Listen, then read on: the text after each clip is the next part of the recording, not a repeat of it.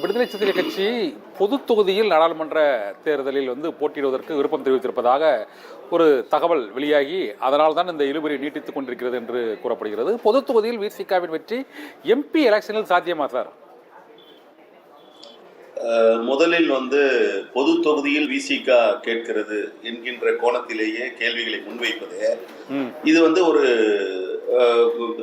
இந்த சமூகத்தினுடைய ஒரு அவலம். இது ஒரு சோசியல் ஸ்டிக்மாவா பாக்குறாங்க. ஒரு அரசியல் கட்சி விடுதலை சிறுத்தைகள் கட்சி, சரி, அரசியல் கட்சியாக விடுதலை சிறுத்தைகள் கட்சி எப்படி பதிவு செய்யப்பட்டிருக்குன்னா, மற்ற ஏனைய அரசியல் கட்சிகள் எந்த அடிப்படையில பதிவு செய்யப்பட்டிருக்கிறதோ அதே அடிப்படையில் தான் தேர்தல் ஆணையத்தில் பதிவு செஞ்சிருக்கோம். அப்புறம் இதுல விடுதலை சிறுத்தைகள் கட்சி பொது தொகுதினா அப்ப பொது தொகுதிகள் கேட்கக்கூடாத கட்சி என்று விடுதலை சிறுத்தைகள் கட்சியை தேர்தல் ஆணையத்தில் பதிவு செய்திருக்கிறோமா? இது என்னன்னா இந்த கோணமே தவறு. நாங்க எத்தனை தொகுதி கேட்கிறோம் அப்படின்றது வேற. பொது தொகுதியை விடுதலை சிறுத்தைகள் கட்சி கேட்கிறது அப்படின்னு ஒரு கோணத்தை முன் வச்சா அப்ப இதுல ஒரு தவறான பார்வை இந்த கேள்வியின் மூலம் முன்வைக்கப்படுகிறது என்பதாக பார்க்கிறேன். இது ஒரு ஜனநாயக உரிமையை, இன்னும் சொல்ல போனால் இன்றைக்கு இருக்கக்கூடிய ஒரு அவல சூழலில் சமூகத்தில் இருக்கக்கூடிய ஒரு இறுக்கத்தை வெளிப்படுத்துவதான ஒரு கேள்வியாக பார்க்கிறேன். நீங்க வெற்றி பெற முடியுமானா இப்படிதான் சொன்னாங்க. அதுக்கு ஒரு பதிலாக தான் இன்னைக்கு நான் தான் உங்க முன்னாடி உட்கார்ந்துட்டு இருக்கேன். சரி, இந்த கட்சியினுடைய அடையாளமாக தலைவர் தன்னுடைய கருத்தியலுக்கு கிடைத்த வெற்றியின் அடையாளமாக நான் இன்றைக்கு ஒரு பொது தொகுதியாக காணப்படுகிற திருப்பூர் சட்டமன்ற தொகுதி சட்டமன்ற பார்த்து கொண்டிருக்கிறேன்.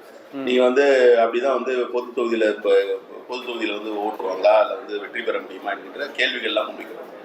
ஒரு சட்டமன்ற தொகுதியில் வெற்றி பெற முடியும் என்கின்ற பொழுது ஏனைய சட்டமன்ற தொகுதியில் வெற்றி பெறுவது என்ன சிக்கல் இருக்க போகிறது? ஒன்று. இரண்டாவது, தனி தொகுதியிலேயே வெற்றி பெறுகிற எங்களுடைய வேட்பாளர்கள் வெறுமனே தனி தொகுதியிலே இருக்கக்கூடிய பட்டியலின மக்கள் வாக்குகளை பெற்று வெற்றி பெறுவது. இது முதல்ல புரிஞ்சுக்கணும்.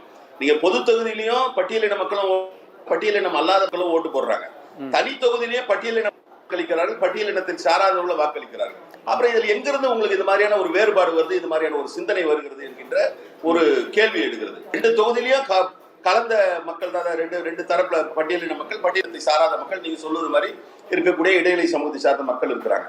அப்ப வெறுமனே தனி தொகுதியில பட்டியலின மக்கள் வாக்குகளை மட்டும் பெற்று நாங்கள் வெற்றி பெறவில்லை. யாருமே அப்படி வெற்றி பெற முடியாது. ஆக இது இரண்டுமே புறம் தள்ள வேண்டிய ஒரு நிலையாக பார்க்கிறேன். இன்றைக்கு திமுக கூட்டணியில நாங்க 3 தொகுதிகள் என்று கேட்டிருக்கிறோம். அந்த 3 தொகுதிகளாக ஒதுக்கின்ற பொழுது ஒரு தொகுதியை பொது தொகுதியாக தாருங்கள் என்று கேட்டு இருக்கிறோம். இது இந்த பொது தொகுதியாக தாருங்கள் என்றதை நீங்க எப்படி பார்க்கணும்னா, ஒரு குறிப்பிட்ட மாவட்டத்துல எங்களுக்கு ஒரு தொகுதியை கொடுங்க, இல்ல எங்களுக்கு இந்த பகுதியில ஒரு தொகுதியை கொடுங்க, இல்ல இந்த 3 தொகுதி கொடுத்தீங்கன்னா இதுல ஒரு தொகுதியை கொடுங்க அப்படின்னு கேட்கிற மாதிரியான ஒரு டிமாண்டை தான் பார்க்கணுமே தவிர, அதை விட்டுட்டு இதை பொது தொகுதியை கேட்கறாங்க, தனி தொகுதி 2 கேட்கறாங்க, பொது தொகுதியை 1 கேட்கறாங்கன்றது ஏன்? விடுதலை சிறுத்தைகள் கட்சி சாராத பிற கட்சிகள் கூட, இப்ப உதாரணத்துக்கு காங்கிரஸ் கட்சியை கூட கூட்டணி பேசுகிறார்கள் சொன்னா அவங்க 2 தனி தொகுதியை கொடுங்க, மீதிய பொது தொகுதியை கொடுங்கன்னு தான் கேட்பாங்க. இது எல்லா கட்சியும் வைக்கிற நடைமுறை தான். விடுதலை சிறுத்தைகள் கட்சி மட்டும் பொது தொகுதி தனி தொகுதி என்று கேட்பதில்லை. கூட்டணியை பேசுகின்ற பொழுது எந்த கட்சியாக இருந்தாலும் அந்த கூட்டணி தலைமை இருக்கக்கூடிய கட்சியிடத்துல பேசுகின்ற பொழுது தொகுதியினுடைய எண்ணிக்கையை பேசுவார்கள், தொகுதி எந்தெந்த பகுதியில வேண்டும் என்று பேசுவார்கள்.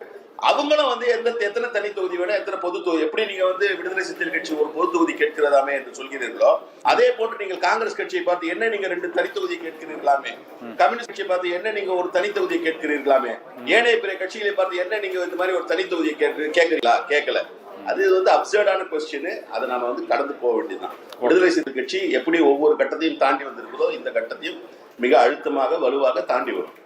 பாலாஜி சார், அந்த கேள்வியை கேட்டது விடுதலை சிறுத்தைகள் கட்சியில் அது மற்ற கட்சிகள் அனைத்துமே இந்த தனி தொகுதி புதிய தொகுதி என்ற பாகுபாடின்றி அந்த மெயின் ஸ்ட்ரீம் அரசியல் அனைத்து. நான் என்ன கேட்கிறேன், நான் எங்களை பார்த்து பொது தொகுதி கேட்கறீங்கன்னு கேட்கறீங்க, ரைட்? சரி, மற்ற கட்சிகளை கூட்டணியில பேசும்போது நீங்க என்ன தனி தொகுதி கேட்கறீங்க?